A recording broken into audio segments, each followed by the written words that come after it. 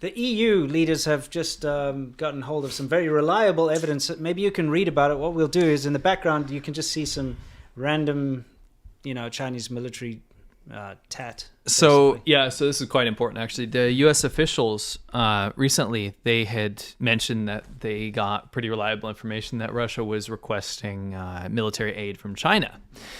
And again, we didn't know what actually that aid could be. But unfortunately, a senior EU official also confirmed this, and this is brand new information.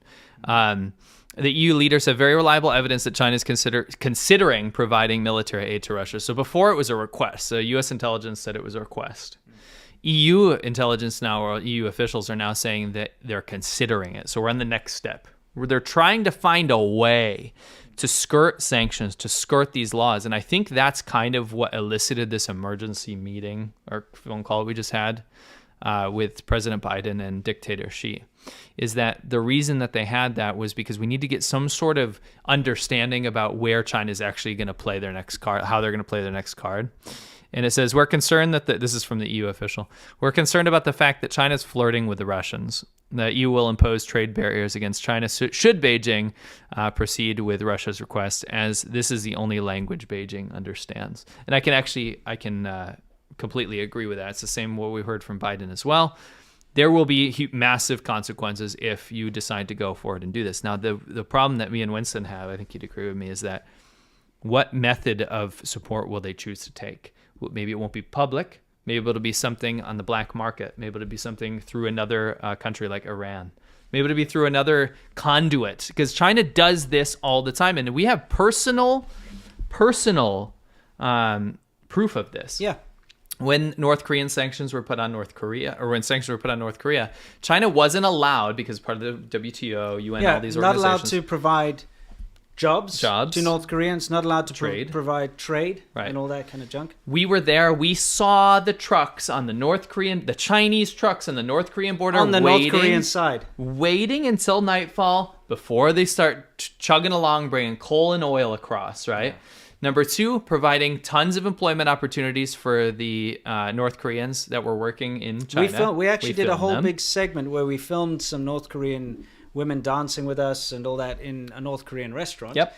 But there was a minder there who forced us to delete the footage and told us that the girls would be in danger, as in they would be executed if we ever put that footage out. No joke. But actually, you know what their motivation was? Is that the Chinese didn't want us to show that they were illegally employing North Koreans. There were North Koreans being employed within the borders of China. That's a tiny little concrete example we have proof of. But the trucks, the trade didn't stop despite all this, and it kept continuing. And China said every time they had a meeting with the West, no, we're abiding by the sanctions. We are not supporting North Korea, and they did again and again and again. And I'm very worried that Russia's going to do the same thing. Look at Meng Wanzhou. The whole reason she got arrested was because she was lying to the banks about skirting over sanctions. Yep. And that's Huawei, which is the Chinese state-run telecommunications company. Despite what they say. You could say it's whatever, but it is. So, of course, China will find a way to support Russia, even if they say they're not going to, which is something that, I'm pretty sure we need to keep a close eye out for. Absolutely. And that's the thing, is that when China makes declarations that it's not going to support Russia in this scenario, and then they go and pretty much prove to everyone that they do. Yeah.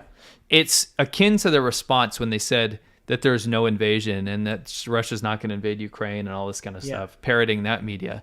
What they're actually doing is just making sure that any laws that go into place don't affect them directly, and then behind the scenes they can do whatever they want. Have you noticed how China's border with Russia? Yeah, China's really good at doing that. Like what they'll do is they will take advantage of a situation for as long as they can. Yeah. And keep throwing up a smoke screen until it's finally like, okay, they can't. Then they'll just stop then. Yeah. But up until that point, they will do the maximum amount, like the illegal fishing around the Galapagos and so on. Good point. They will do as much damage as possible, the Chinese government, until they can't anymore. So this is another thing that happened. So, I mean, again, just another good example of projection, right? What do you mean? Like projection? Yes, absolute projection. So, what we have here is China's official response. Now, I have to tell you guys what this is. This is China's Foreign Affairs Office, but for Taiwan. Right. Basically, China claims Taiwan as their own, even though they're an independent democracy, that are their own country, own currency, own legislation, judiciary, everything. Now, they have their own office that controls the Taiwan affairs. But actually what it is, it's like, how do we placate everyone until we can find a time to take back Taiwan, which is Chinese territory? And Taiwan gave $11.5 million officially. Yes. So that was This is to help Ukraine. Right. The first donation was $3.5 million. The second donation was $11.5 million. And this is not to support the Ukrainian army. This was to help displaced Ukrainians. Yeah, they sent aid. Not only did they send money, they sent actual medical supplies and aid. Yes. They did a fantastic job. If you want to see what proper diplomacy looks like, look at Taiwan. Look at Taiwan, what they do. In this crisis, they've shown solidarity with Ukraine the entire time. They've lit up the buildings with the Ukraine flags. Right. But it's not just let's change our Twitter profile to a flag. Whatever, yeah. No, they actually immediately put together money. They sent, not only did the government officially send massive donations and aid, but also private citizens themselves had fundraising campaigns and sent aid. So yeah, President Tsai Ing-wen and Vice President William Lai and Premier Su Tsang-chang, they gave 1 month of their salary to the refugee crisis, right? Yeah, imagine Xi Jinping doing that. Absolutely not. No. So we're up to like 11.5 plus 3.5, right? Private citizens in Taiwan donated $21.2 million That's a to lot Ukraine. of money. That's a ton of money. China pledged, I didn't say they gave, they pledged $700,000. That's it. The second biggest country in the entire world by landmass, right? And also first economy. by population, second by total GDP. Yeah. Donated pledged to donate $700,000. So they didn't do it. Yeah. Taiwan went 25 times that amount. Yeah. Right. Totally. So I want to show you what China's absolute inane response to this, official response to Taiwan with humanitarian aid was. Okay, let's take a look. 台湾问题和乌克兰问题有着本质的不同。那么最根本的不同在于，台湾是中国领土不可分割的一部分。台湾问题完全是中国的内政，不容任何外来干涉。民进党当局借乌克兰问题刷存在蹭热点呢，完全是乘人之危，意在谋独。他们借政治操弄对抗、制造敌意的图谋是不会得逞的。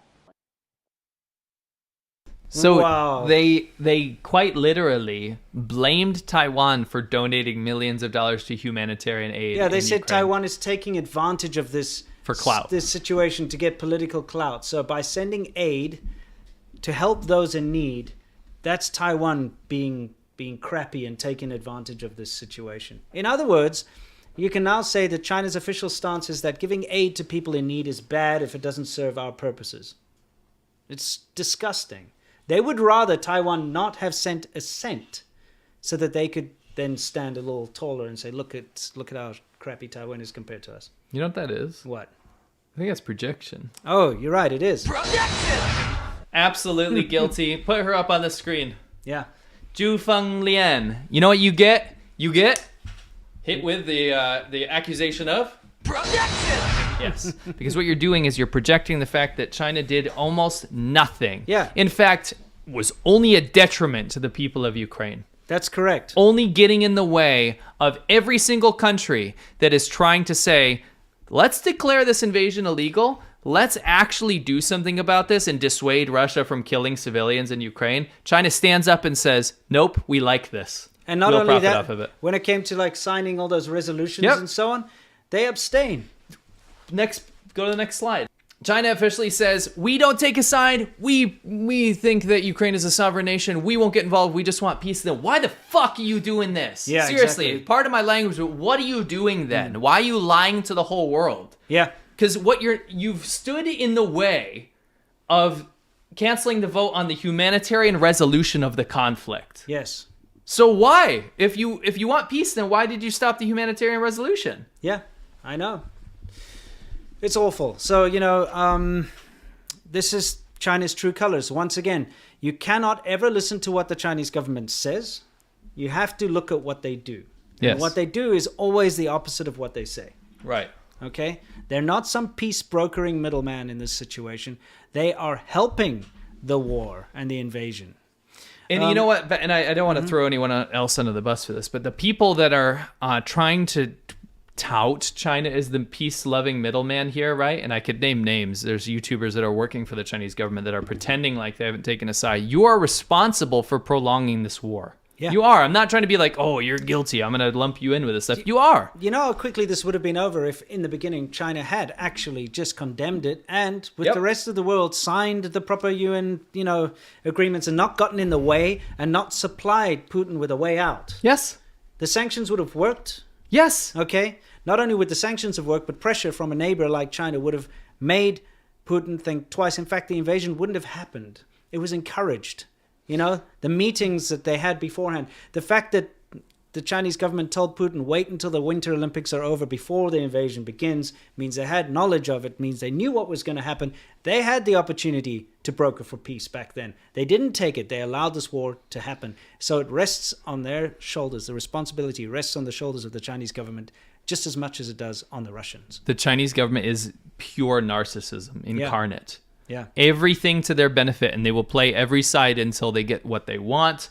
And that is right now to get scot-free out of this whole situation, being able to profit from the Russian invasion while avoiding sanctions from the West. Correct. Mark my words. That's exactly what's happening right now. Yeah.